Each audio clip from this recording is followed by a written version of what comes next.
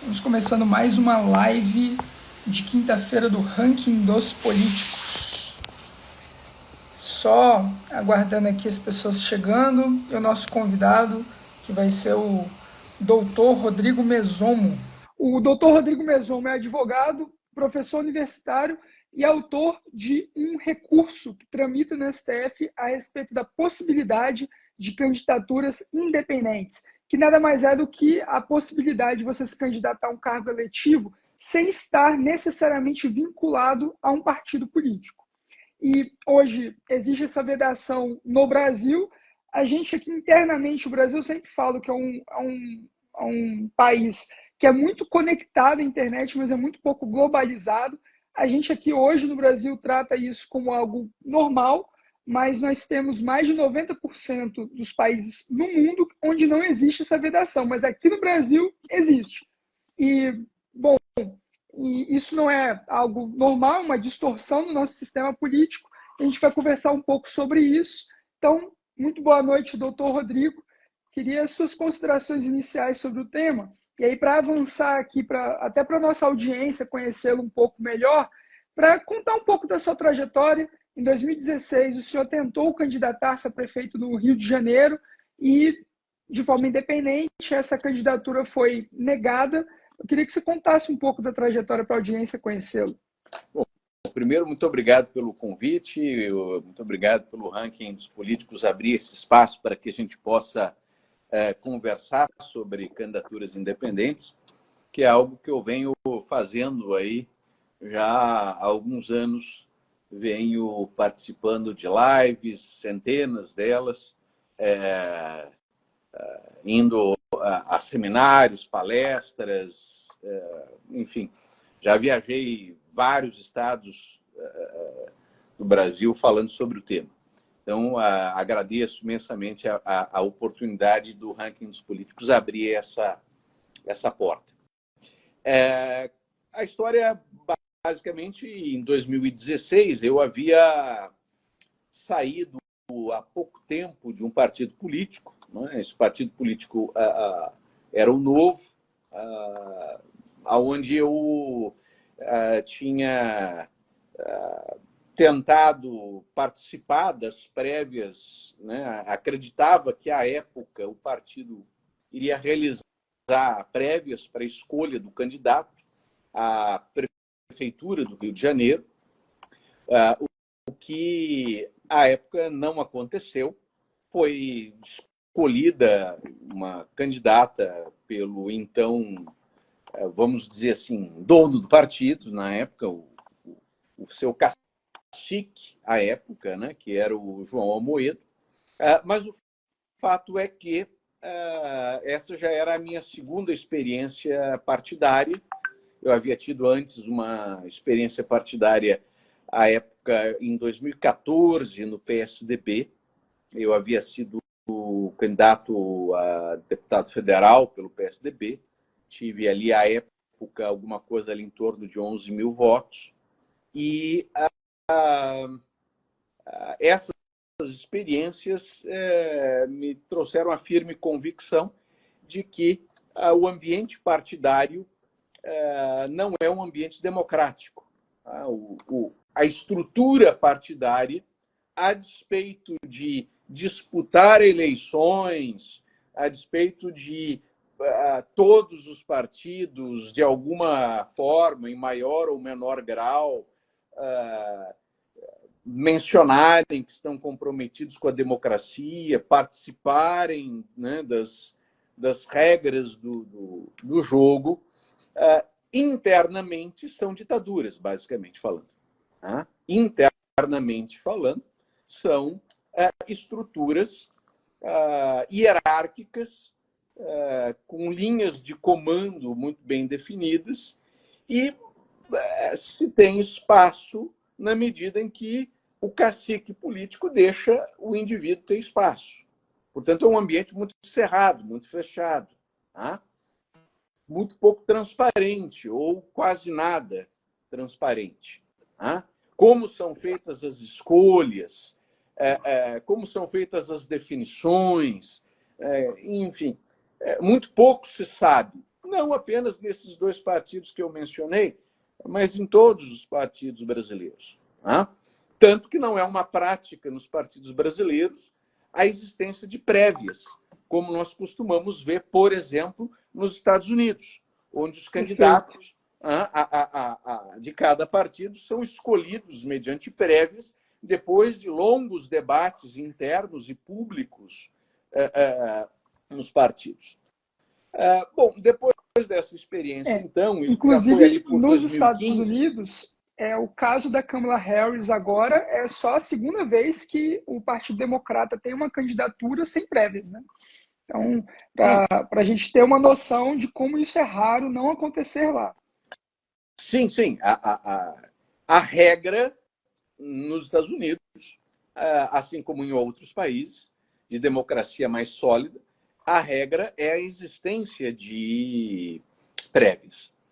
Pois bem, mencionado isso já foi ali por 2015, se não me falha a memória, se avizinhava a eleição de 2016.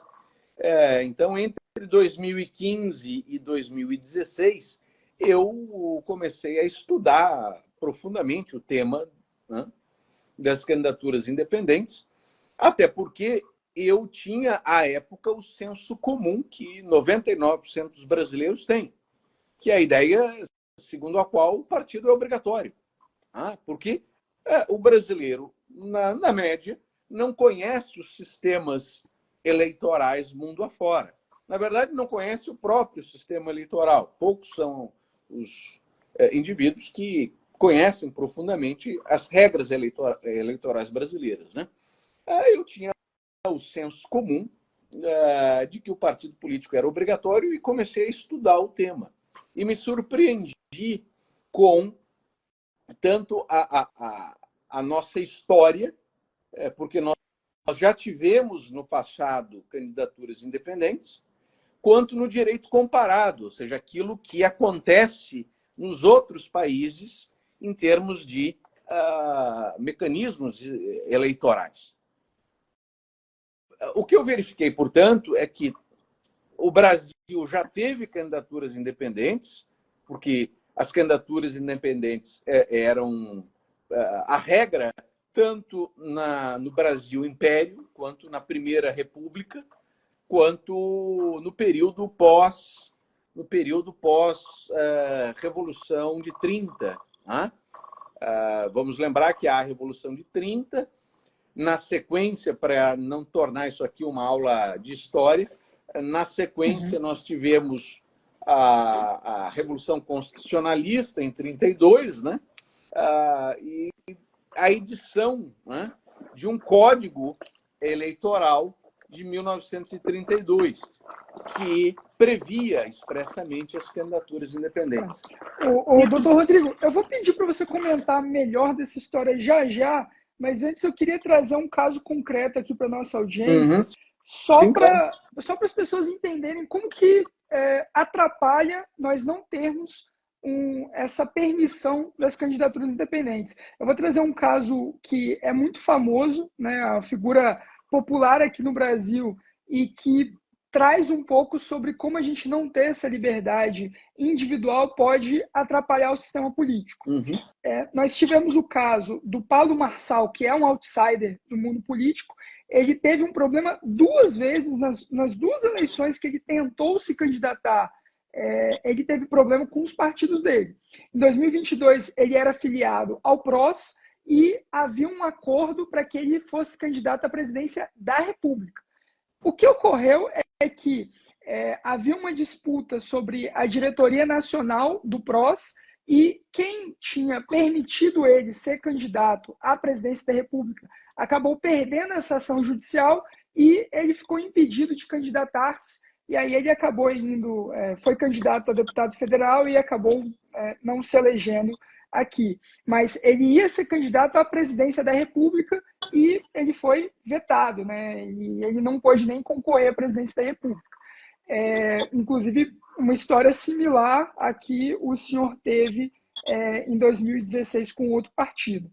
E aí, em 2024, ele teve o problema foi diferente. Ele está afiliado ao PRTB, que é o Partido Renovador Trabalhista Brasileiro, e acabou sendo noticiado algumas evidências de que pessoas da diretoria do seu partido em São Paulo tinham alguma relação com o crime organizado. Isso ainda está sendo apurado, isso ainda está sendo investigado em fase aí, de inquérito policial, mas o fato é que o Marçal ele explicou que ele estava nesse partido só para poder concorrer, que ele nem conhecia direito as pessoas do partido, nem o próprio partido, e ele não foi para o segundo turno por algo um pouco mais de 50 mil votos. Né? E a gente sabe que isso em um universo de mais de 9 milhões de eleitores. Então, assim, qualquer detalhe importa nessas horas, e essa foi uma das questões. Né? Muita gente pode ter deixado de votar nele o receio de colocar na prefeitura alguém cujo partido tinha pessoas que poderiam estar aí relacionadas ao crime organizado. Então, a gente teve um dos principais fenômenos da política brasileira, o Pablo Marçal, por 2 vezes, teve dificuldades aí com o partido político que ele escolheu nas últimas 2 eleições. Isso ilustra um pouco, além do caso do próprio Dr. Rodrigo Mesomo, como que isso pode ser nocivo ao sistema político, né? Sim, sim, sem dúvida. Você me lembra muito bem a questão do Pablo Marçal, que na prática era um candidato independente, porque não tinha nenhum vínculo histórico com o partido. Aliás, é muito difícil se ter qualquer vínculo histórico com qualquer partido político brasileiro. Né?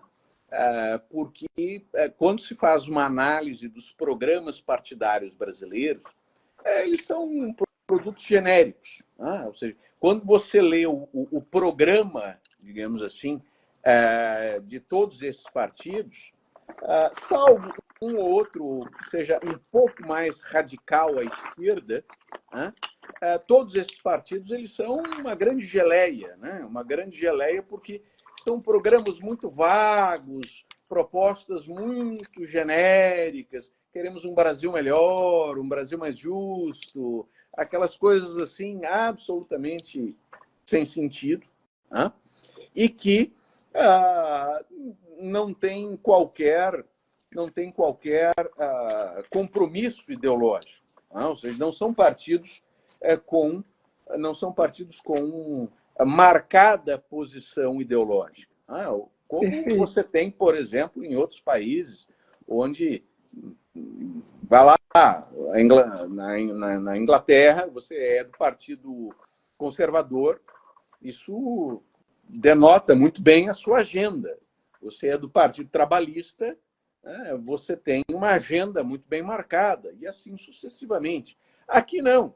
Nós temos, basicamente, 30 partidos que, inclusive, a promiscuidade é tanta que nas eleições municipais nós tivemos aí coligações absurdas, né? Inclusive, tivemos aí alguns municípios onde o PL se coligou com o PT, né? Em algumas eleições municipais, em alguns municípios, né? Nessa última eleição municipal. Perfeito. Inclusive, Portanto, a Bianca Ferreira, ela está comentando aqui que ela concorda, né? Os partidos não têm, a maior parte deles, um projeto concreto, e o Ricardo Ortadi está falando aqui que o sistema é bruto, o mecanismo, estão todos os grandes partidos na reta do governo, segundo ele, né? E aí a gente está falando desse problema que hoje nós temos aqui, mas o senhor começou a trazer isso, eu queria que você explicasse melhor historicamente, porque a maior parte do Brasil, da história do Brasil, não era obrigatório se filiar a um partido político para candidatar-se. Quando que foi instituída essa obrigatoriedade da filiação partidária e quais foram as razões que levaram a essa restrição, doutor Rodrigo? Bom, vamos lá, muito boa a questão. Nós temos aí uma situação que é o vínculo histórico que tínhamos com a possibilidade de candidatura independente. Como eu disse antes, era possível candidatura independente no Império era possível candidatura independente na Primeira República, era possível candidatura independente após a Revolução de 30, porque o tema ele vinha expressamente previsto na nossa primeira legislação, no nosso primeiro Código Eleitoral, melhor dizendo, que é o Código de 1932. O Código de 1932, ele então expressamente determinava ali que o candidato ele poderia se inscrever diretamente ou ele poderia também ser inscrito no Tribunal Eleitoral por intermédio do partido político. Aliás, o próprio Tribunal Eleitoral é uma criação do Código de 1932. Quando vem a ditadura de Vargas no Estado Novo, quando vem em 1937 é dado o golpe do Estado Novo, esse regime de exceção, essa ditadura, perdura até 1945. Quando o Vargas ele está, digamos assim, caindo, né, o poder, a sua base de sustentação está esfarelando lá em 1945, ele ainda tem a capacidade de formular uma legislação para o período subsequente, ou seja, ele vai fazer uma legislação que disciplina a eleição que ocorre para a Constituinte e a Constituição que temos em 1946. Só que, ao redigir essa legislação, o que basicamente ele organiza? Ele pega lá o Código de 1932, que havia sofrido uma reforma em 1935, e, aspas, né, reedita este código, mas com algumas alterações, dentre elas a disposição das candidaturas independentes, ou seja, ele caça as candidaturas independentes. E aí, quando volta a democracia, em 1946, esse tema das candidaturas independentes praticamente some da agenda política brasileira e nunca mais retorna à agenda política esse tema. Passa a 46, segue-se adiante, vem os episódios, né, de toda a história brasileira, com, enfim, suicídio de Vargas, depois 1964, enfim, toda aquela dinâmica histórica que não cabe aqui recapitular, mas o tema das candidaturas independentes, seja no período militar, seja depois do período militar, isso nunca mais retorna. Então, em 2016, eu judicializei o tema. Por quê? Maravilha. Porque aqui eu vou pedir para o senhor trazer justamente isso, porque a gente tem duas grandes ações que o senhor é protagonista e que está movendo ações, né? E aí eu vou pedir para você distinguir essas duas.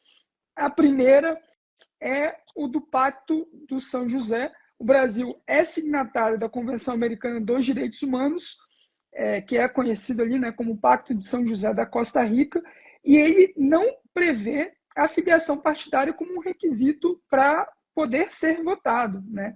Em 2017, o senhor fez uma denúncia à Comissão Interamericana dos Direitos Humanos. Eu queria que você contasse um pouco sobre o fundamento jurídico desse pacto em que o Brasil é signatário e, além de explicar essa fundamentação jurídica, o que ocorreu de 2017 desde então nessa questão em específico.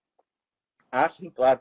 Bom, como eu disse, eu abri, na verdade, 3 frentes, poderíamos até dizer 4 frentes de luta pela candidatura independente. A primeira frente, judicializei o tema internamente para chegar ao Supremo Tribunal Federal. No âmbito internacional, denunciei o Brasil na Corte Interamericana, antes, na verdade, primeiro na Comissão Interamericana de Direitos Humanos, da OEA, que faz a análise de admissibilidade do caso para chegar à Corte Interamericana. Uma terceira frente que nós abrimos foi uma frente parlamentar, porque procuramos falar com uma série de parlamentares, dentre os quais eu destaco o deputado Orleans de Bragança, onde nós tentamos apresentar uma PEC no Congresso Nacional, na Câmara dos Deputados, para que tivéssemos ali algumas alterações no artigo 14 da Constituição, tornando clara a possibilidade de candidatura independente. Fomos até a CCJ, Comissão de Constituição e Justiça, debater o tema em Brasília. E uma quarta frente, claro, a frente cultural, ou seja, fazer isso que a gente está fazendo aqui, que é dar a boa nova, ou seja, o Brasil precisa de candidaturas independentes, o Brasil é uma exceção à regra, porque 90% dos países no mundo permitem candidaturas independentes. O Brasil está ao lado de países de pouca ou nenhuma tradição democrática nesse campo. Todas as grandes democracias do mundo permitem candidatura independente. O Brasil, portanto, está entre o lixo mundial, né? Nós estamos ali junto com o Azerbaijão, junto com Angola, junto com, enfim, países que não representam uma tradição democrática. Então, denunciei, para afunilar e responder mais objetivamente a sua pergunta, denunciei o Brasil na Comissão Interamericana da OEA sob o argumento de que a vedação, a proibição dos candidatos independentes fere o Pacto de São José. A Corte Interamericana havia julgado um caso, que é o caso Iatama versus Nicarágua, e eu me pautei neste caso, na medida em que a Nicarágua não permitiu a candidatura independente e foi condenada pela Corte Interamericana a alterar a sua legislação. Houve também um segundo caso, esse no México, e que este caso, enfim, se tornou superado, apesar da Corte Interamericana não condenar o México. O fato é que essa judicialização do tema na Corte Interamericana gerou uma discussão muito forte na sociedade mexicana, e a sociedade mexicana alterou a sua lei para permitir a candidatura independente. Portanto, também é possível candidatura independente no México. E aí o senhor entrou também nessa questão, e pelo que eu soube, o Brasil foi citado, e aí eu queria saber o que aconteceu dentro da Corte de Direitos Humanos. Sim, vamos lá. Na Corte de Direitos Humanos, você tem duas etapas. Primeiro é a análise pela Comissão de Direitos Humanos. Uma vez que a Comissão de Direitos Humanos entenda que o caso, em tese, ofende o Pacto de São José, esse caso, então, se converte num processo perante a Corte. E aí abre-se o caso da pessoa versus o país. No caso, na Nicarágua, Iatama versus a Nicarágua. Eu pedi, então, a abertura lá, por ofensa ao artigo 23 do Pacto de São José, da abertura do caso Mesomo versus Brasil, alegando basicamente isso, porque o pacto ele prevê quais são os temas que a legislação pode exigir dos candidatos. Então, por exemplo, pelo pacto, um candidato que não saiba a língua, não domine o idioma, um candidato que não seja nacional, natural. Então, qualquer país pode dizer não, para que se candidate aqui à presidência da República só brasileiros natos. Isso está dentro do pacto? Sim, perfeitamente.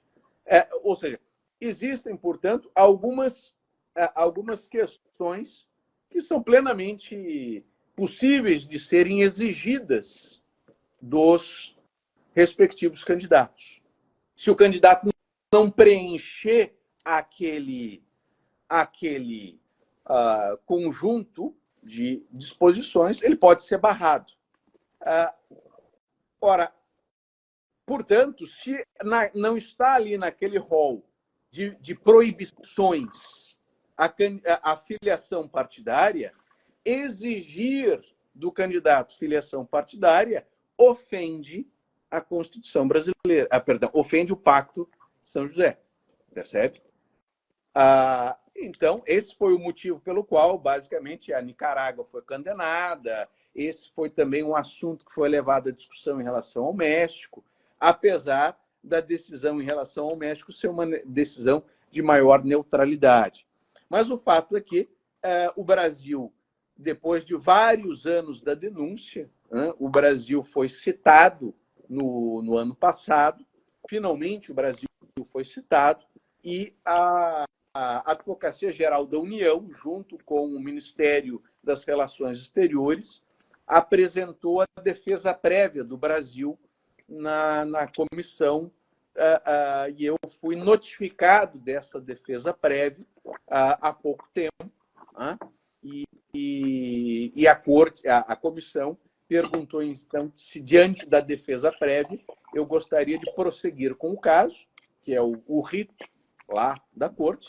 Eu informei que sim, claro que quero prosseguir, e o processo agora segue a sequência. Mas você veja que é algo tão dramática a pressão dos partidos políticos que eu pedi apoio da Defensoria Pública da União. Perfeito. Porque a Defensoria Pública da União tem um defensor público responsável pelos processos de brasileiros na Corte Interamericana.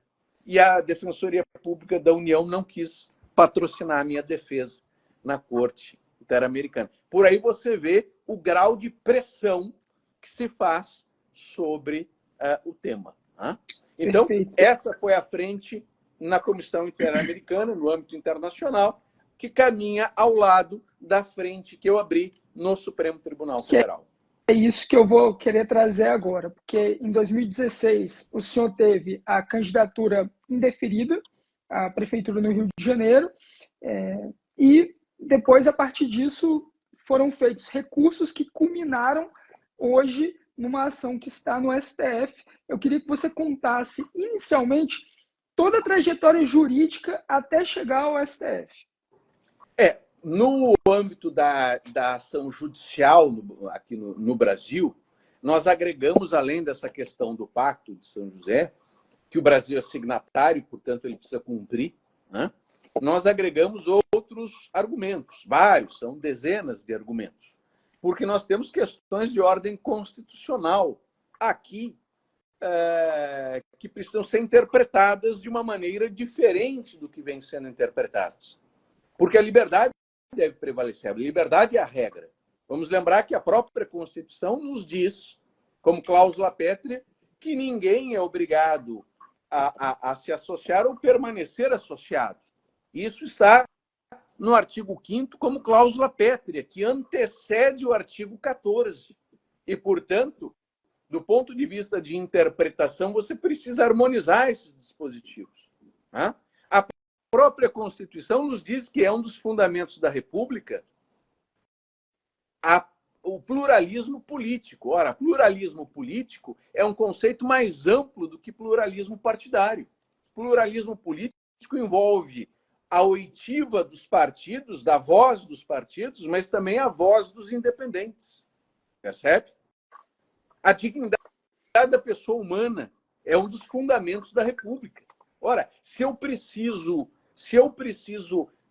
vergar a minha consciência a um partido político, se eu preciso me submeter a um partido político, se eu preciso abdicar das minhas convicções para adentrar a um partido político e poder, com isso, disputar a vida pública, eu estou fulminando a dignidade da pessoa humana. Tá? Enfim, eu desenvolvo lá dezenas de argumentos. Não temos tempo hábil e nem o Instagram é o lugar para a gente ficar falando de tecnicalidades jurídicas, mas o fato é que no TRE, recorrida a decisão ao TRE, do TRE ao TSE, do TSE chegamos ao Supremo Tribunal Federal. Chegando ao Supremo Tribunal Federal, a então procuradora Raquel Doge, a Procuradora-Geral da República, à época era Raquel Doge, na Procuradoria-Geral da República foi dado, então, um parecer, porque todo processo que lá chega, nós temos o parecer do Ministério Público. O Ministério Público, então, deu um parecer favorável, basicamente dizendo que, não, os argumentos que ele está trazendo à corte são procedentes. A corte deve acatar, deve julgar procedente o pleito e conceder a ele o direito de candidatura independente. A partir desse momento, então, aquilo onde eu era ridicularizado, passei a ser ovacionado. Né? Antes era aquele louco lá, o sujeito não consegue nem ler a Constituição. Né? Porque todo mundo, a primeira coisa que diz, não, porque o artigo 14, esquecendo, né, que o artigo 14, ele diz sobre a filiação partidária, mas com digamos assim, um ponto que precisa ser sopesado, precisa ser analisado, que é o seguinte, tanto na cabeça do artigo, né, tanto no caput, se diz lá sobre os direitos políticos e se coloca lá, né, que esses direitos políticos serão exercidos nos termos da lei. E também, quando você vai lá ao parágrafo 2º, né, desse artigo, que fala, portanto, de filiação partidária, o parágrafo 3º diz lá que, né, são condições de elegibilidade na forma da lei. Na forma da lei. Ora, a pergunta que eu faço ao Supremo é: que lei é essa, Excelências? E a resposta só pode ser uma: o Pacto de São José. Por quê? Porque o Pacto de São José, ele tem na pirâmide legal brasileira, o Pacto de São José vem logo abaixo da Constituição. É aquilo que na tecnicalidade, no juridiquês, né, se chama de supralegal. Ele é infraconstitucional, porque ele está abaixo da Constituição, mas ele é supralegal, porque o pacto se encontra acima de todos os outros diplomas legais brasileiros. Portanto, quaisquer leis brasileiras que regulamentem a candidatura apenas mediante partido político estão em desacordo com o pacto. Percebe? Estão em desacordo com o pacto. Ora, portanto, a pergunta que está posta no Supremo Tribunal Federal: se a Constituição diz que as condições de elegibilidade se darão na forma da lei, a pergunta é: que lei é essa? E a única resposta possível, de acordo com os próprios precedentes do Supremo em outros assuntos, é de que o que vale é o Pacto de São José. É assim que, em outros assuntos, o Supremo harmonizou o pacto com a Constituição quando havia conflito. Neste caso, por óbvio, o Supremo não pode fugir às próprias regras que ele colocou. E não pode o Supremo decidir de forma diferente do que decidiu nos outros casos. Mas, em suma, O caso chega ao Supremo Tribunal Federal, a Raquel Dodge dá parecer favorável. Depois de dar parecer favorável, ela é substituída pelo Genot? Augusto Aras. O Procurador-Geral da República, Augusto Aras, emite novo parecer, onde ele também se manifesta favoravelmente às candidaturas independentes. Ele diz que o pleito é perfeitamente compatível com a ordem jurídica brasileira e, a partir dali, em 2019, nós temos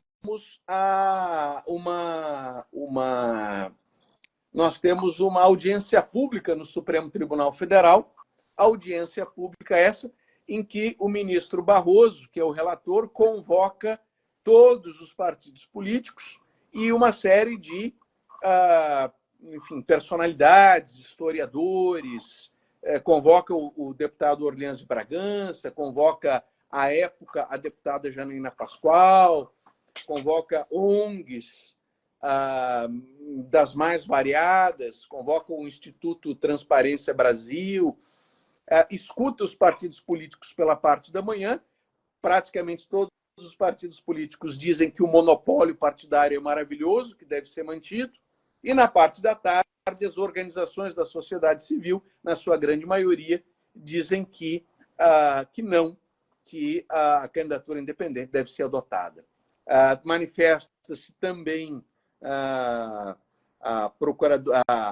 Advocacia-Geral da União, e depois disso o processo seguiria para julgamento. Mas aí acontece a desfiliação do Bolsonaro. E aí o Supremo Tribunal Federal paralisa a tramitação, o Barroso não leva isso ao plenário. A desfiliação de Jair Bolsonaro, que antes estava no PSL à época, isso? Exatamente. Ele estava lá no PSL, e aí essa desfiliação, Bolsonaro fica sem partido, e inclusive diante dessa ação, o próprio Bolsonaro, eu me lembro, ele tuitou uma ou duas vezes sobre o assunto, sobre candidatura independente. O Carlos Bolsonaro também, à época, tuitou sobre o assunto. E o fato é que o Supremo Tribunal Federal paralisou a tramitação e o processo ficou parado no gabinete do Barroso. Desde então. E Desde por então. isso... Só para completar, a partir daí, agora, quando ele toma posse como presidente do Supremo, o gabinete dele sinaliza que o assunto está pronto para a pauta.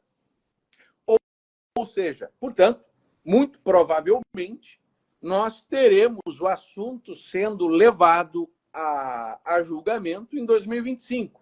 Até porque 2025 é um ano não eleitoral, o que é um ano propício para que o Supremo discuta esse assunto. Porque em ano eleitoral não dá para mudar as regras do jogo. Então, não é conveniente discutir esse assunto em ano eleitoral. 2025 é o grande ano para julgarmos essa causa. Maravilha, perfeito. Obrigado por explicar todo esse contexto político, que a gente sabe como que o ambiente político influencia algumas decisões do Supremo Tribunal Federal também. E é por isso que o Ranking dos Políticos está lançando uma campanha sobre o julgamento das candidaturas independentes do Supremo Tribunal Federal. É por isso que a gente está incentivando o público a se engajar, enviando mensagens por meio do nosso site. Acesse politicos.org.br/independentes. O processo é muito simples, basta inserir o seu nome, o seu e-mail. A gente já tem uma mensagem pré-escrita que está pronta para envio, mas caso prefira, o usuário também pode personalizar essa mensagem com as próprias palavras. A mensagem está sendo encaminhada diretamente ao gabinete da presidência do Supremo Tribunal Federal, e a mensagem basicamente ela fala para pautar o julgamento, e aí a partir disso a gente pode ter uma grande reforma política que vai contribuir para o fortalecimento do processo eleitoral e pela democracia brasileira. Rodrigo Eu Mesomo, diria eu que essa é queria, a por principal favor. reforma política que nós precisamos. A principal. Explico rapidamente por quê. Porque essa é a reforma que possibilitará outras boas reformas. Porque essa reforma é a reforma que permite o outsider ingressar na política. Porque nós temos o pior dos mundos, entenda?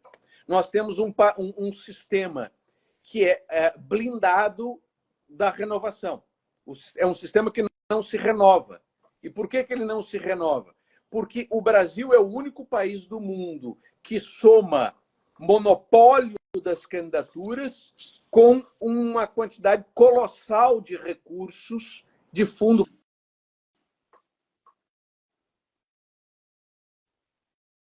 governáveis.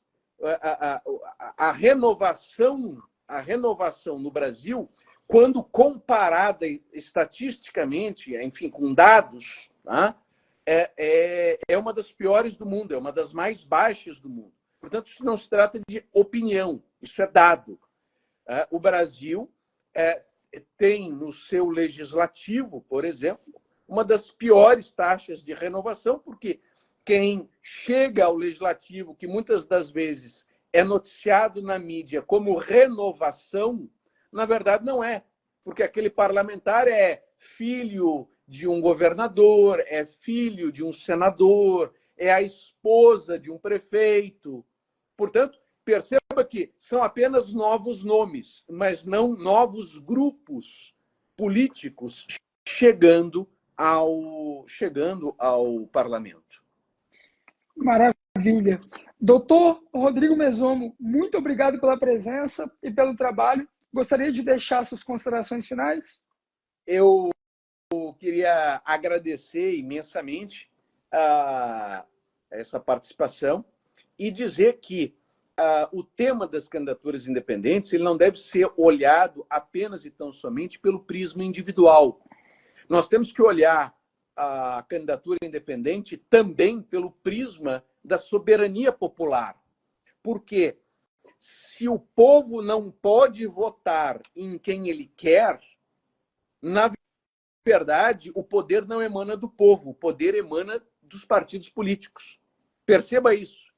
Sem candidatura independente, nós temos um simulacro de democracia, nós estamos falseando a democracia, porque esse povo não é livre para votar em quem ele quer. Ele pode apenas e tão somente votar em quem os caciques políticos permitirem. Então, todo sistema eleitoral que não tenha candidaturas independentes é um sistema eleitoral viciado, falho, não democrático. E mais do que isso também, a candidatura independente ela é o principal veículo para a inclusão de quaisquer minorias. Por quê? Seja que minoria for, determinado grupo se identifica lá como uma minoria. Não vou discutir o mérito disso, mas o fato é que essas minorias, ao entrarem nas estruturas partidárias, não encontram eco, não encontram espaço. Portanto, é louvável que existam outras propostas para a inclusão das minorias. Alguns até pregam a existência de cotas, mas isso é uma questão que não resolverá o problema. A inclusão das minorias ela se dará efetivamente com a candidatura independente, pois que aí ninguém depende dos partidos políticos. Pelo contrário, é o partido político que depende do indivíduo. E isso, para fechar o meu raciocínio, nos leva a uma melhoria do ambiente político. Por quê? É aquilo que eu venho chamando de efeito ético. Se eu inverto a situação, nós temos o quê? Nós temos uma necessidade de que o partido político melhore as suas práticas para que ele convença o indivíduo a ingressar nas suas fileiras. Então, o caminho é inverso. É o partido que precisa do indivíduo. Então, ele precisa ser um partido ético, ele precisa ser um partido que respeita as suas alianças, que respeita as bases partidárias.